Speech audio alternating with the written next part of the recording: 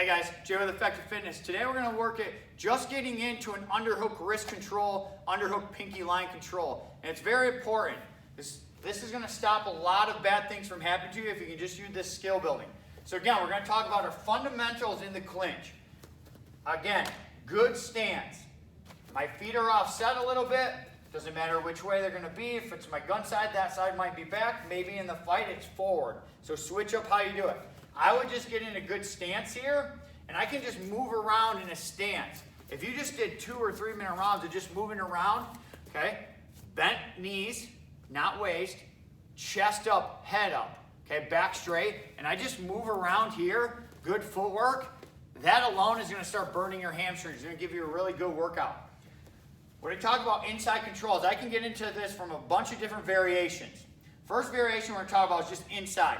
Maybe he started throwing some wide punches and I covered, okay? When I cover, I go to my cover, now I'm just going to collapse on his biceps. So I'm going to be inside. So my forearm is inside, my hand is over top the tricep, my palm is going to be right on the front of the bicep. So my fingers will touch his tricep, my palm will touch his biceps. My forearms are inside. As you guys can see, I went inside control. Why is this a good position? One, if Garrett tries to punch me again, I can just hang on his arms. 2, if he tries to reach for one of my weapons, I win inside that clinch. Maybe if he tries to reach for one of his weapons, okay, now he gives me that 45, which is weak, and I can start to make some arrangements as far as giving it attention. Has he got control of it, or has he not got control of it? That's going to depend on where I go. For today, what I want to do is I want to work an underhook to wrist control or pinky line. I like to use my gun side to underhook. You can do it either way, be good at doing it either way. We're going to be in here, fundamentals come into play. I'm going to change my level and dig my underhook. An underhook is, if I have Garrett here, my underhook goes under his arm, and in police work, I want a high underhook as much as possible. If I have a low underhook, Garrett can start to reach towards my waistband or his. If I have a higher underhook, it makes that presentation more difficult, or that gun grab. Okay, so I'm going to have a high underhook on my gun side, high underhook. So I get into that by changing levels and closing the distance. Right here, this is empty space. I need to fill that space. Underhook, change levels. High underhook, head position. Inside head position comes to the jaw. Okay?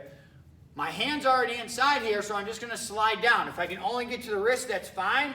But I prefer to get to this pinky line. If I get to that pinky line, I have really good control. So I have this inside controls. Now, I'm going to do it from the inside control, but how I get in here a lot could be a maybe subject. It could be a guy that's swinging at me, a guy that's bum rushing me. Maybe I go to grab control and he turns in and I'm coming into inside control, and now there's my underhook on this side.